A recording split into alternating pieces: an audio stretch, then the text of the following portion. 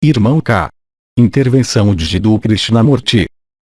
A unidade, diferentemente da dualidade, é um estado vibratório que nada mais tem a ver com o bem e o mal.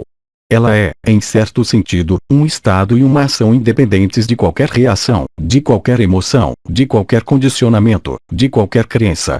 Ela está ligada à experiência da própria consciência, ela está ligada inabalavelmente ao espírito, e se distancia gradativamente de tudo o que pertence a este mundo, de tudo o que pertence a um corpo, a uma história, a uma vivência. A unidade nada tem a ver com a pessoa. Elementos para reflexão. Eu sou o irmão K. Irmãos e irmãs, todo o meu amor os acompanhe. Vivamos primeiramente, se vocês quiserem, um momento de comunhão, antes de prosseguir com o que eu tenho que expor hoje. Efusão vibratória.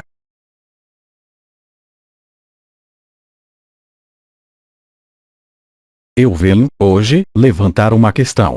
Esta questão pode se resumir assim: em meio à encarnação neste planeta, porque o bem jamais pode resolver a equação bem/mal. Porque este princípio de bem e mal, inscrito em todas as camadas e em todas as esferas da vida, não pode ser solucionado. Então, é claro, nós iremos excluir, de algum modo, o destino de algumas almas particulares tendo conseguido, pelo bem, justamente extrair-se desta equação. Essas almas particulares estiveram presentes na superfície da Terra, em todos os tempos e em todos os lugares. São almas cuja doação de si mesmas, no nível da alma, foi tal que este sacrifício da alma permitiu, efetivamente, para elas, viver o Espírito, Cristo, ou em todo caso sair do confinamento. É preciso reconhecer que estas almas foram muito poucas na história da humanidade, mas foram suficientemente influentes para deixar marcas concretas, por toda a parte. Isso de que vou falar, obviamente, dirige-se a toda a humanidade e não faz menção a exceções. Eu vou falar, então, em escala coletiva, na escala humana e, ainda uma vez, o que eu vou dizer pode ser aplicado a todas as camadas da vida, a todos os estratos, sejam sociais, políticos, afetivos, morais e espirituais. O bem e o mal estão inscritos em um princípio de ilusão, e nós substituímos estas palavras pelas palavras atração e repulsão, a fim de tentar desprender da noção moral, justamente de bem e de mal, como ela é compreendida, veiculada, tanto na sociedade global como na moralidade, ou como nos sistemas filosóficos, ou espirituais. O bem e o mal são interações permanentes que todo ser humano prova e sente, ao longo da sua vida, muitas vezes por dia, em graus diversos e de maneiras diversas. Naturalmente, o bem e o mal são próprios de cada indivíduo. Pois o que pode parecer bem para um indivíduo, irá parecer e será vivenciado como mal para um outro indivíduo. Portanto, existe através desta noção de bem e de mal, de atração e de repulsão, alguns elementos que fazem parte de tudo o que é veiculado pela consciência comum de um dado indivíduo. Então, é claro, existe um bem e um mal que eu poderia qualificar de arquetípico, exprimindo-se na sociedade, no sentido mais amplo. O bem é muitas vezes assimilado a um princípio de felicidade, a um princípio de equidade, a um princípio de algo justo e de algo que não vai contrariar, de modo algum, a vida. O mal pode ser definido exatamente o oposto e o inverso, como algo que vem entravar um desenrolar normal, como algo que vem fazer sofrer. Nós excluímos, aí também, evidentemente, os casos em que algumas pessoas podem confundir o bem e o mal, deliberadamente. Alguns, na realidade, podem experimentar o que eu chamaria de bem para fazer o mal. Nós saímos, é claro, aí, da normalidade deste mundo, para entrar nesses casos específicos que eu não vou abordar agora. O bem e o mal, vamos, até mesmo, dizer, vai guiar todos os comportamentos, todos os impulsos, todas as decisões de cada ser humano. Este bem e este mal são onipresentes em tudo que transcorre tanto na vida de um indivíduo como na sociedade. Cada elemento da vida vai ser colorido, quer decidamos ou não, no sentido humano ou no sentido individual, por um juízo de valor, pois o bem e o mal são efetivamente uma escala de valores. Uma escala de valores global e coletiva, mas que pode se tornar, vocês entenderam, profundamente diferente para cada um, em função do seu próprio contexto moral, da sua própria experiência, do seu próprio benefício ou não. O bem e o mal podem então inscrever-se em princípios que são coletivos e pessoais, sem, contudo, podermos afirmar que o coletivo seja o resultado dos diferentes modos de viver este bem e este mal, no nível individual. O peso do que poderia ser chamado de crenças, sejam elas quais forem, é amplamente predominante no bem e no mal. Assim, cada ser humano, ao nascer, aqui, sobre este mundo, vai rapidamente ser confrontado com esta noção de alternância, de bem, de mal, de atração, de repulsão, de prazer ou de desprazer. Pois, frequentemente, o bem e o mal estão além mesmo das crenças inculcadas e vivenciadas desde a infância, por percepções que podem ser tanto oriundas diretamente das crenças como de emoções. Em geral, um ser humano, a título individual, chama de bem o que lhe faz bem, ou o que, em todo caso, vai corresponder ao seu próprio contexto de valores ou ao seu próprio julgamento de valores, aplicáveis na sociedade e em suas diferentes camadas, aí também, pessoais, próximas ou distantes. O bem e o mal, na sua forma mais bem-sucedida, se tanto é que podemos falar assim, vão, em certos casos, transcender as crenças e as emoções, ou a história pessoal, para inscrever-se em emoções que podem, em alguns casos, levar ao coração, denominadas compaixão e empatia. Deste modo, existe, para cada ser humano, um limiar de tolerância, um limiar de basculamento, entre o que poderia ser bem e mal, com uma zona, mais ou menos ampla, qualificada e considerada como neutra, no interior de si. Tudo que vai interagir com um ser humano, seja qual for o plano considerado, vai, de maneira inelutável, encontrar este conceito de bem e de mal. Qualquer interação entre dois seres humanos, independentemente das ligações, dos prós e os contras, irá se colocar, se não for desde o início, depois de um certo tempo, e geralmente bem depressa, nesta dialética, de algum modo, de bem e de mal, mesmo se isso jamais for pronunciado ou vivenciado assim. Este é um princípio fundamental que se expressa, sejam quais forem as palavras, e seja qual for a aceitação ou a negação, como a realidade, de fato, primordial e final do ser humano. Então, é claro, no contexto de uma personalidade bem inserida, bem integrada no seu plano de vida, o bem e o mal vão atuar principalmente através de uma busca do bem, seja para si ou para o seu círculo próximo. E em uma visão que eu qualificaria de compassível, tentar fazer o bem seja onde for, proximamente, como de forma mais distante. Referindo-se, diretamente, aos conceitos de humanismo, de compaixão, obviamente, ou até mesmo de religião ou de espiritualidade. É muito fácil, assim, chegar a algo que pode parecer, à primeira vista, perfeitamente lógico, perfeitamente normal, perfeitamente evolutivo, que poderia ser chamado de vontade de bem. Mas todos nós tivemos, durante a nossa vida, situações onde, tendo desejado fazer o bem para outra pessoa, ou em uma situação, nós percebemos que o que acontece é exatamente o contrário. E isso remete, de maneira inevitável, ao significado para cada um deste conceito de bem.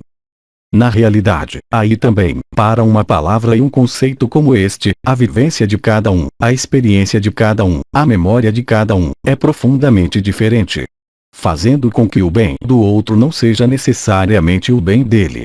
Embora admitindo que exista, é claro, um bem coletivo, este bem coletivo se aproxima mais, aliás, não do bem, mas de uma noção de harmonia ou de equilíbrio nas trocas que podem existir, que podem se manifestar, em um grupo social, restrito como o mais importante, como um país ou, nesta fase particular da Terra, como o que vocês denominariam uma espécie de globalização, onde a Terra iria se tornar como uma aldeia.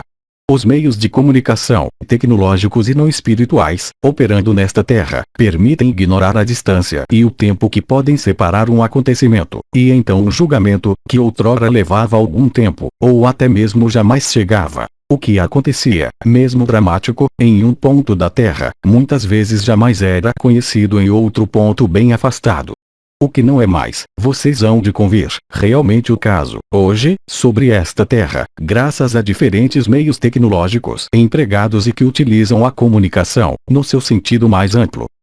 Então, o ser humano, neste princípio de atração e de repulsão, vai buscar, em geral, e nós permanecemos, ainda uma vez, em um contexto habitual, dito normal e não patológico, em sua vida, tudo que puder atraí-lo, e é o grande princípio da atração, de que eu já falei longamente, que vai orientar, de alguma forma, para uma busca de aprimoramento. Esta busca de aprimoramento decorre, ela também, da lei de ação/reação, habituando o ser humano a buscar, na maioria das vezes conscientemente, mas mesmo também nos atos inconscientes, situações e estados que propiciam, neste eixo linear de tempo que é a sua vida, antever, advertir e procurar, de algum modo, um equilíbrio, uma atração. E isso em todos os setores da vida, sem qualquer exceção. Evidentemente, a experiência de qualquer ser humano mostra que nem tudo acontece de maneira uniforme, e que existem muitos acontecimentos, muitas relações, eventos acidentais, não intencionados, que vão manifestar mais o mal do que o bem.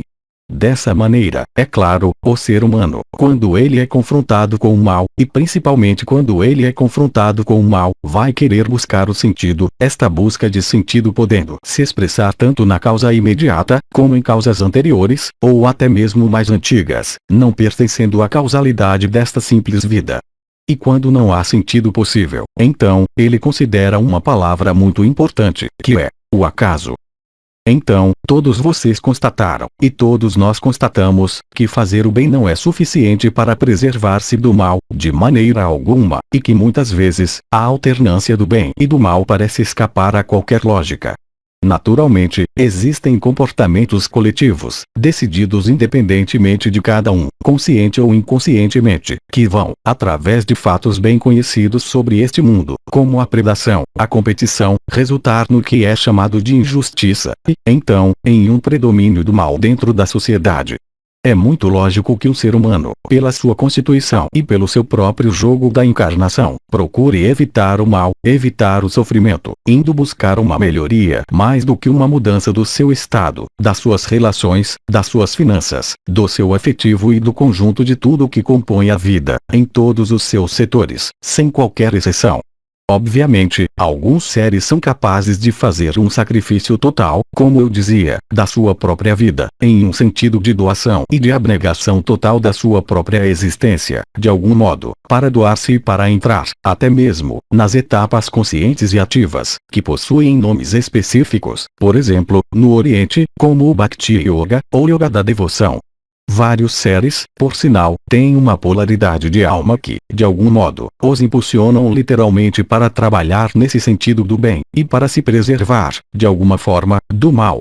E para tentar evitar, ou resolver, em todo caso, as situações de mal no seu ambiente ou para os seres que ali são levados a frequentar, ou para procurar ajudar.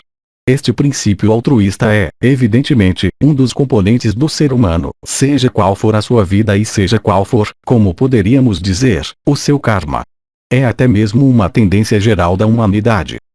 Deste modo, podemos levantar a questão de como um pequeno percentual da humanidade, trabalhando em um sentido contrário ao bem comum, pôde levar a situação desta terra a um estado peculiar, a tal ponto que este estado foi instaurado e reconhecido em todas as escrituras, sejam elas quais forem, orientais, extremo-orientais, mesmo nos povos primitivos, ou mesmo na Bíblia, há este conceito de uma era específica que é vivida, já há algum tempo, sobre esta terra, denominada no Oriente o Kali Yuga, ou Idade das Trevas.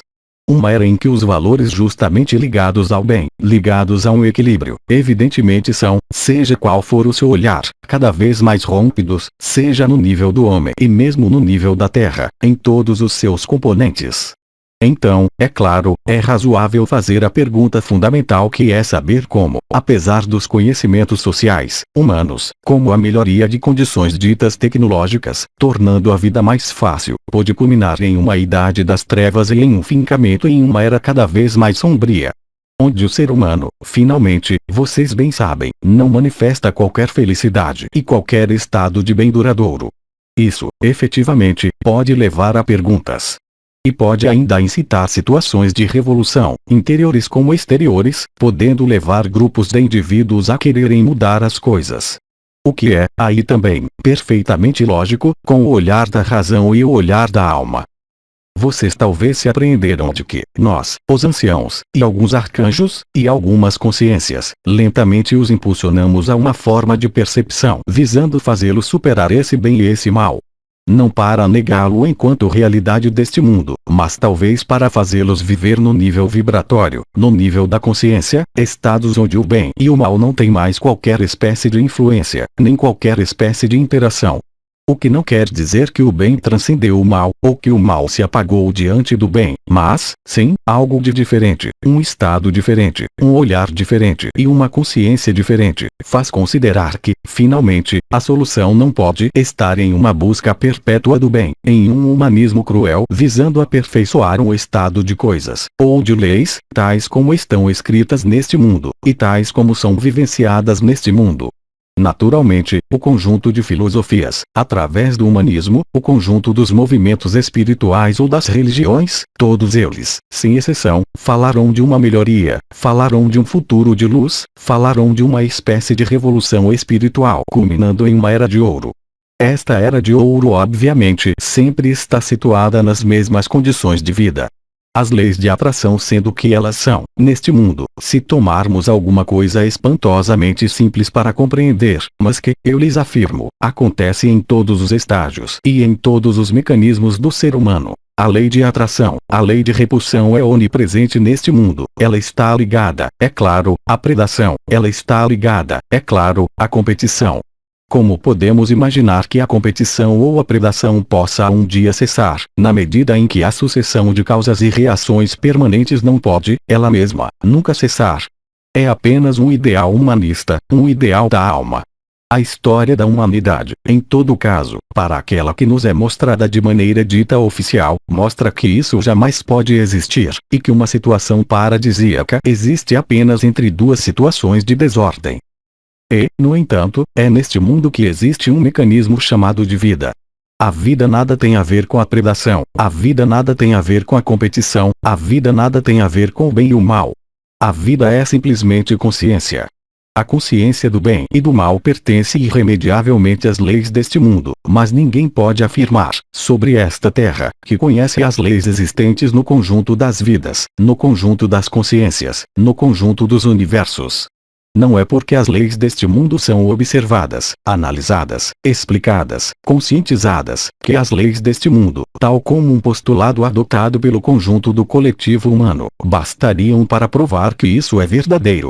Seria preciso, então, admitir que a propagação da luz, a propagação da eletricidade, que a propagação de qualquer onda, seja sempre a mesma em todos os universos, e no conjunto do que é chamado de cosmos. Evidentemente, absolutamente não é. O que o olho, mesmo científico, através da tecnologia, pode perceber, é apenas um reflexo do que lhes pode ser mostrado, e calculado, até mesmo, mas através de alguns filtros opacos. Que, logicamente, jamais permitem saber, de algum modo, o que há do outro lado do véu. Então, é claro, há pessoas, parecendo efetivamente ser cada vez em maior número, desde uma geração sobre a Terra, para trazer de algum modo experiências e lembranças, recorrendo a algo onde não existe qualquer bem ou qualquer mal. De alguma forma, onde tudo é bem, mas onde esse bem não está em oposição a um mal. Eu poderia denominar isso um bem absoluto, onde tudo é amor, onde evidentemente a competição, a predação, não existem. E onde retorna uma palavra, é claro, que é extremamente importante, que é o sentimento de não mais estar apegado a qualquer atração. E então, de não mais estar apegado ao bem, nem a um mal, mas operando em um bem de natureza superior. A experiência chamada de morte iminente, ou NDE, ilustra perfeitamente os meus propósitos. Os testemunhos são doravante inumeráveis, mostrando, de alguma maneira, uma sobrevivência da alma independentemente do corpo. E esta sobrevida da alma ocorre, aparentemente, em um mundo muito mais leve, onde o bem e o mal não existem. Então, obviamente, há também experiências negativas, onde o bem absoluto não existe, e onde as pessoas são confrontadas com o nada, com a negação da vida, e o que eu poderia chamar, aí também, o mal absoluto, sem referência a qualquer bem possível.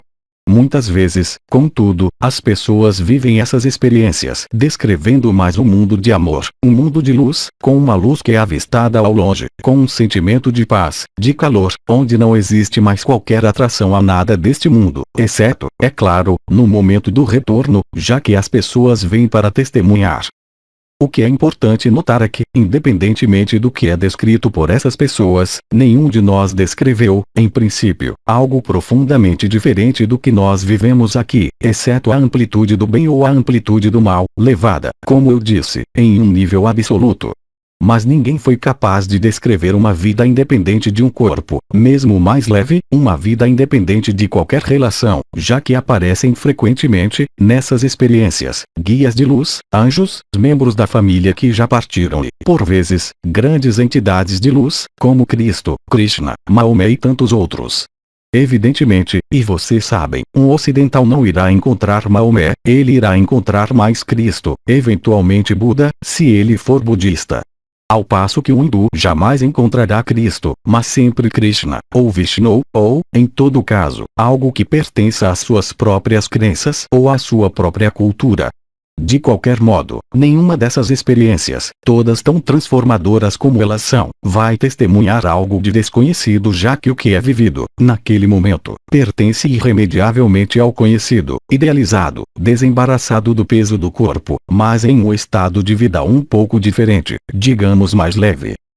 Os mundos de que falamos, se tanto é que nós podemos dizer falar, digamos, os mundos que nós abordamos, através de vibrações, que vocês percebem, para muitos agora, são mundos que nada têm a ver, nos mecanismos de funcionamento, justamente com o princípio do bem e do mal. Lembrem-se de que isso não significa que o bem foi transmutado pelo desaparecimento do mal, ou que o mal se apagou diante do bem, mas que esta situação, e este mecanismo de vida do espírito, nada tem a ver com os mecanismos deste mundo, transcendendo-os amplamente, e não tendo mais como base qualquer oposição, ou contradição, entre o bem e o mal. Viver esta experiência, antes mesmo que ela seja estabelecida de maneira duradoura, isso foi explicado, ontem, pelo bem-amado João, N.Dr. Sri Aurobindo, ver sua canalização de 23 de agosto, e por outros, leva a apreender em si de que existe, provavelmente, um outro estado da consciência. Este estado, eu denominei autônomo, eu denominei liberdade e eu denominei desconhecido. Pois, evidentemente, jamais a consciência ordinária poderá, sejam quais forem os seus desejos de aprimoramento, seja qual for a sua vontade de bem, e seja qual for a sua prática do bem, de maneira intensiva, e até mesmo, eu diria, a mais perfeita, exceto, é claro, algumas almas ditas predestinadas, jamais poderá sair desta ilusão. O princípio do confinamento e da ilusão espiritual, como eu desenvolvi em várias ocasiões, é exatamente oriundo desta projeção em um futuro idealizado, que, é claro, e como nós constatamos desde a história conhecida da Terra, estritamente jamais existiu e não poderá jamais existir, pelo próprio fato da existência do bem e do mal. Acreditar que um dia, em breve, haverá um bem absoluto sobre esta terra, tal como ela é, resulta de uma visão e de um desconhecimento total das leis do espírito. Vários ensinamentos espirituais, baseados na alma, utilizaram-se desta ignorância da consciência para confiná-los, ainda mais, em um ideal de bem, muito lógico, ainda uma vez, e muito agradável, mas que, como a experiência demonstra, para todas essas pessoas engajadas nesses movimentos espirituais, evidentemente jamais resulta, jamais, na alegria e na felicidade. Somente os seres tendo, no passado, acesso ao espírito, somente os seres, hoje, vibrando nas coroas radiantes, somente alguns místicos modernos, independentemente de qualquer religião, e isso é cada vez mais frequente, independentemente de qualquer cultura, testemunham, com suas palavras, o seu acesso a esta unidade. A unidade não é nem a transcendência do bem, nem a transcendência do mal, mas um estado vibratório que nada mais tem a ver com o bem e o mal. O que não significa que a unidade não consista em fazer o bem, mas simplesmente que a unidade está além do bem. Ela é, em certo sentido, um estado e uma ação independentes de qualquer reação, de qualquer emoção, de qualquer condicionamento, de qualquer crença. Ela está ligada à experiência da própria consciência, ela está ligada inabalavelmente ao espírito, e se distancia gradativamente de tudo o que pertence a este mundo, de tudo o que pertence a um corpo, a uma história, a uma vivência. A unidade nada tem a ver com a pessoa. Como foi demonstrado em tudo que foi dado durante o desdobramento da luz, nós transmitimos um conjunto de elementos ligado à falsificação, ao confinamento. É preciso compreender que o ser humano inscrito na vontade de bem jamais poderá viver o espírito. O espírito pôde apenas ser vivido pelo espírito, e no espírito. E o espírito, como foi anunciado, declamado, por todos os seres que vivenciaram este acesso ao espírito, não é deste mundo.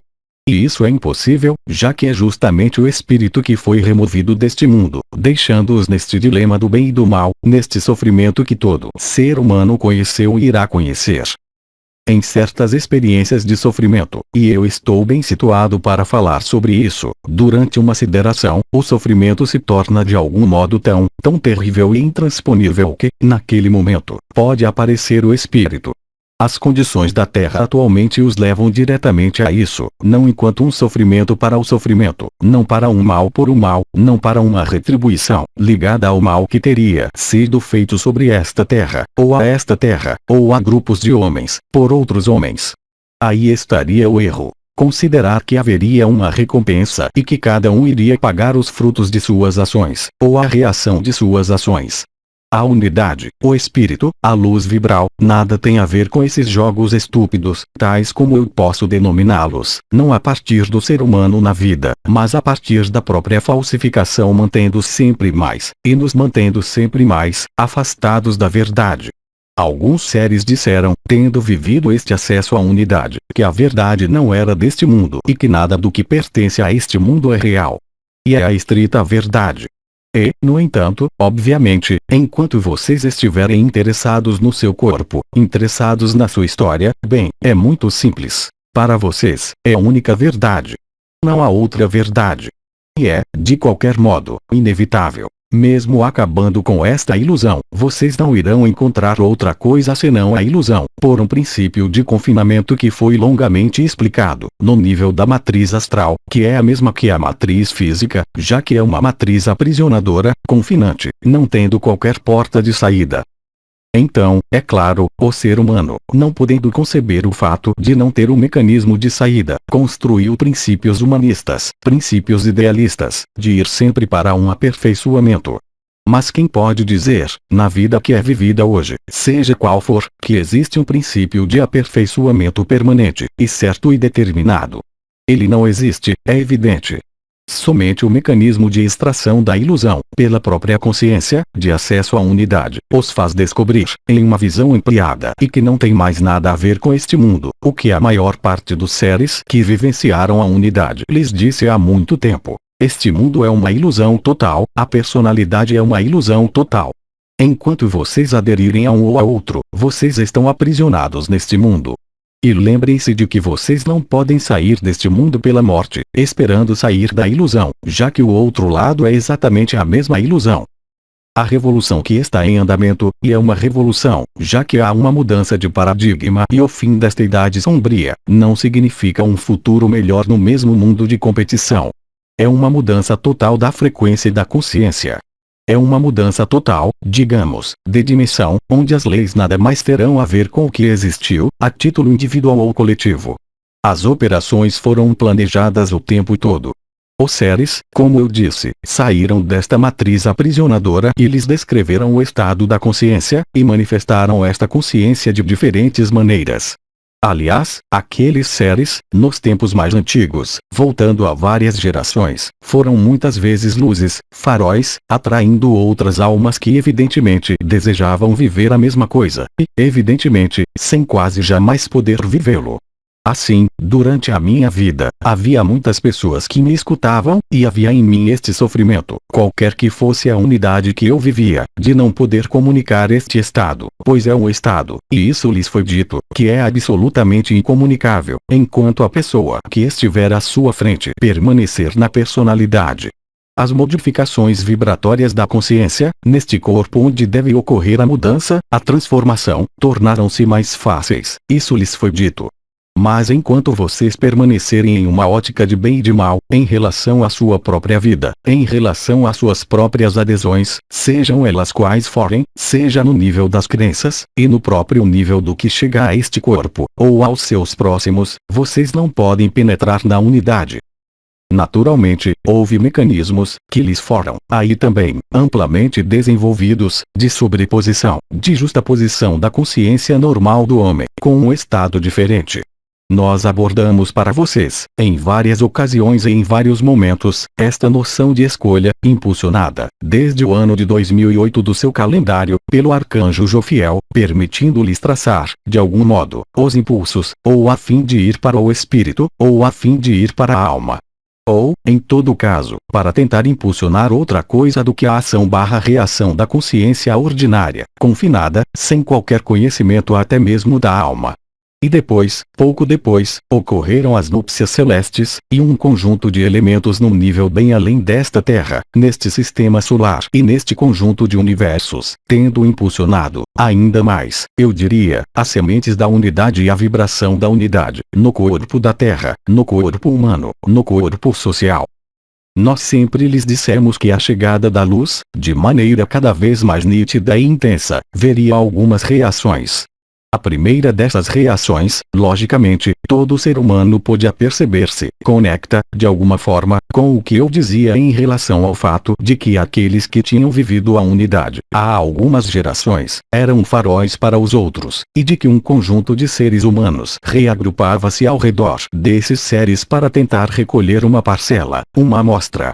E vocês irão se lembrar, aliás, de que independentemente das palavras, das minhas, durante a minha vida, das palavras de Sri Aurobindo, de um amigo, ou do conjunto de corpos dado nos testemunhos, por exemplo, da vida de Teresa de Lisieux, ou de tantos outros, o fato de aderir a isso não permite viver a mesma coisa que esses seres.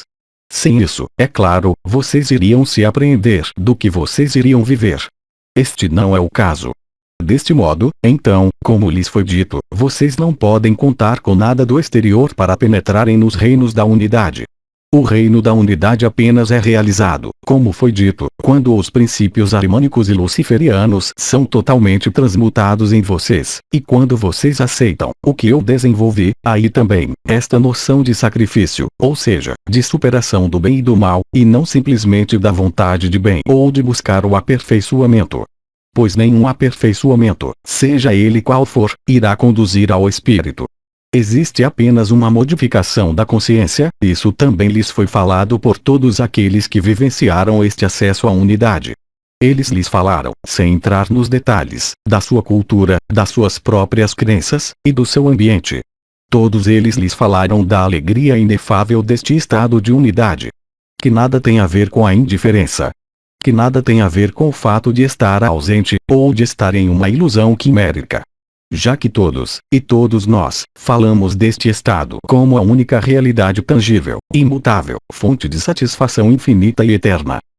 Nada do que pertence a este mundo pode rivalizar, de maneira alguma, com a unidade. O bem e o mal jamais irão conduzi-los à unidade. Eles irão levá-los a uma forma de perfeição, se pudermos falar assim, da alma, na encarnação. Algumas almas, por sinal, pararam nesta aparência de perfeição, sem buscar encontrar o espírito. Essas almas estão confinadas em um princípio de ilusão de perfeição.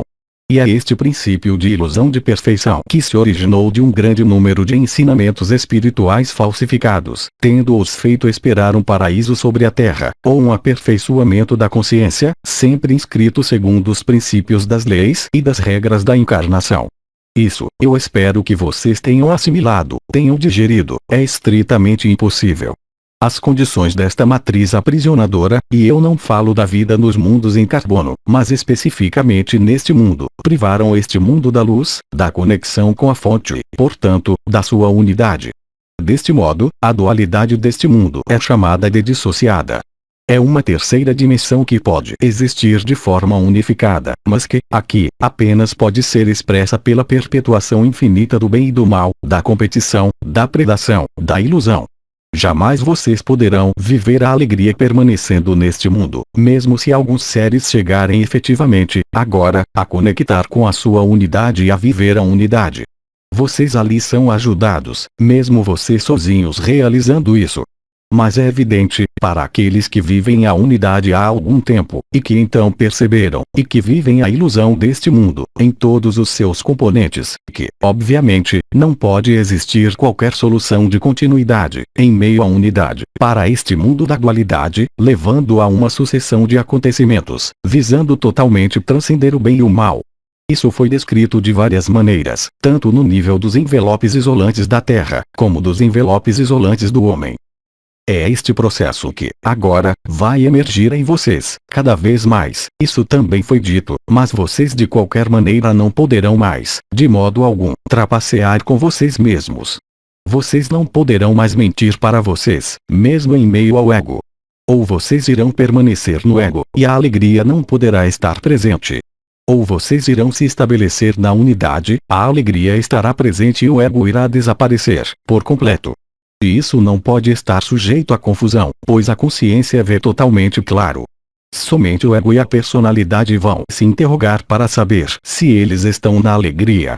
A consciência da unidade jamais interroga, porque ela sabe que está na alegria e na serenidade, e que ela saiu das interações com a matriz, enquanto estando no interior deste mundo, por enquanto.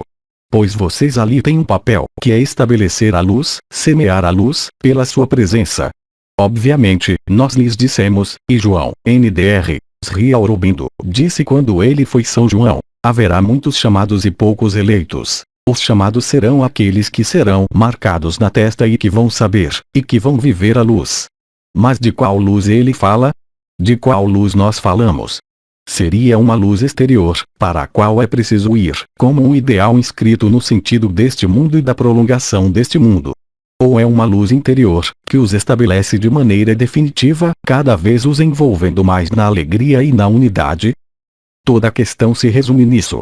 E isso irá lhes aparecer cada vez mais cruamente, eu diria, gradualmente e à medida dos dias que vocês viverem agora, em sua vida, em suas interações, em suas relações, em seus afetos, em todos os ramos e os setores da sociedade. Vocês ficaram afetados, seja o que for que vocês vivessem, ou vocês não se afetaram. Vocês estão na unidade, ou vocês estão na dualidade. E a diferença, além dos aspectos vibratórios obtidos durante seus espaços particulares, deve se refletir, de maneira cada vez mais flagrante, no seu dia a dia mais simples, independentemente dos gestos mais comuns da vida. E isso é muito simples. Vocês existem como pessoa ou vocês existem como espírito? O que vai guiar a sua vida são as contingências materiais, afetivas, pessoais, ou isso está diretamente ligado à liberdade do espírito e da alegria.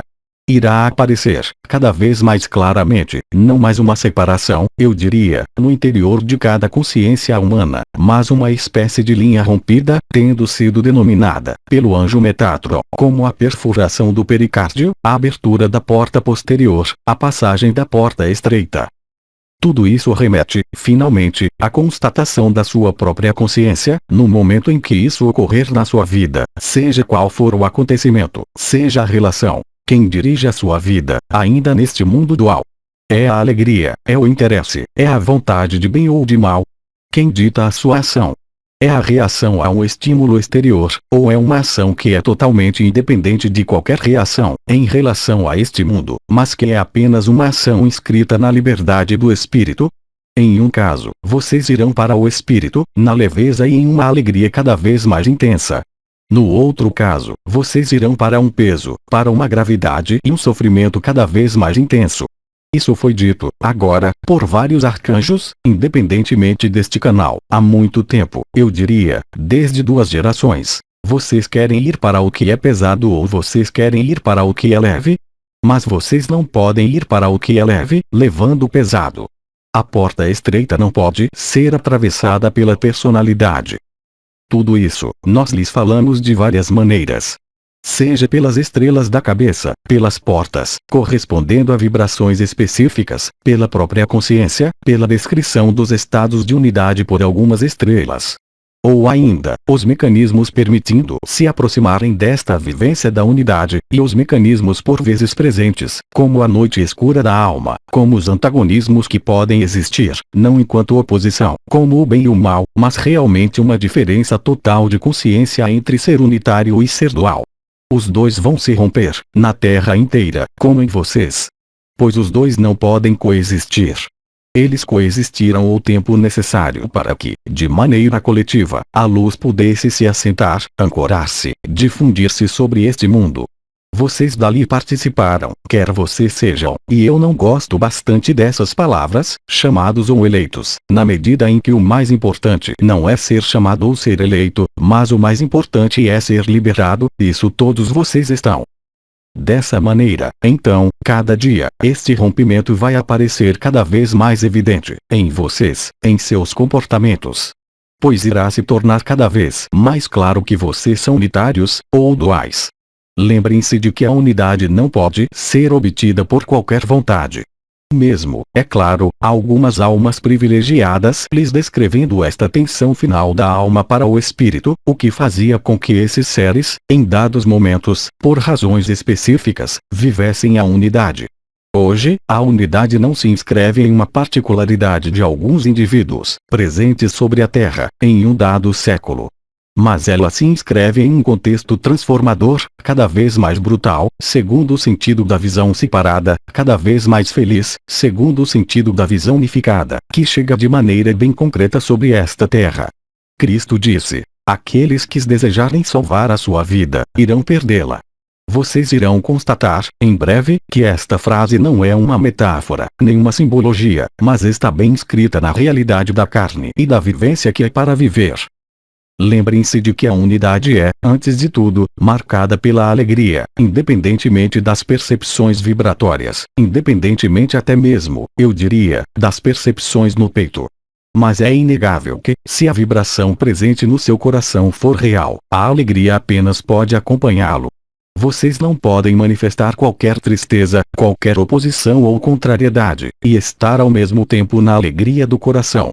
Vocês irão constatar, cada vez mais facilmente, este rompimento, como eu nomeei, que existe entre os dois estados. O que vem não é, então, uma mudança. O que vem não é, então, a chegada de uma luz que iria se instalar neste mundo, para perpetuar este mundo. Mas, sim, uma transformação total do contexto de vida, e, portanto, do contexto da consciência que, justamente, se ela aceitar a unidade, vai perder todos os enquadramentos e todos os confinamentos. E quando eu digo todos os confinamentos, vocês sabem pertinentemente que eu falo também deste corpo, de tudo o que pode existir como confinamento neste mundo, seja o que for. Mesmo se for agradável, mesmo se for tranquilizante, mesmo se lhes parecer inscrito nas leis lógicas, hereditárias ou genéticas, que não tem estritamente qualquer relação, e qualquer ligação familiar possível, eu diria, com a unidade. Tudo isso vai realmente estar cada vez mais claro. Não haverá esforço a fazer para perceber, pois isso vai se tornar, eu diria, como o nariz no seu rosto, evidente para todos. O momento em que a luz se revelar, na totalidade, para a consciência da humanidade, depois daquele momento, ninguém poderá dizer que não sabia. Ninguém poderá dizer, sobre esta terra, que ignorava que existia outra coisa, já que é justamente esta outra coisa que vem ao seu encontro. O objetivo dos elementos que eu reafirmei, hoje, que foram, para a maior parte de vocês, já desenvolvidos, é unicamente para fazê-los realmente despontar, na consciência, esta noção de bem e de mal, que está inscrita, como vocês sabem, na própria estrutura do ser humano, e no próprio princípio da lei de falsificação. Nos mundos unificados existe apenas a alegria. O bem e o mal não têm qualquer significado, nem qualquer sentido, já que eles estão totalmente excluídos. Já que não existe qualquer zona de sombra, já que não existe qualquer separação, e já que não existe qualquer possibilidade de sofrimento. O universo é perfeito. E isso existe, eu diria, em qualquer tempo, em qualquer espaço e em todas as dimensões. Nada há para aperfeiçoar, nada há para evoluir, em meio à unidade. Tudo já está revelado, tudo já está inscrito, em todos os tempos, e em todas as possibilidades de manifestação da vida. Aí estão os elementos para a reflexão que eu queria trazer para a sua consciência, ainda mais, hoje. Irmãos e irmãs, eu lhes agradeço pela sua atenção benevolente. Nós iremos reviver um espaço de comunhão, e eu lhes digo até uma outra vez. Até breve. Efusão vibratória.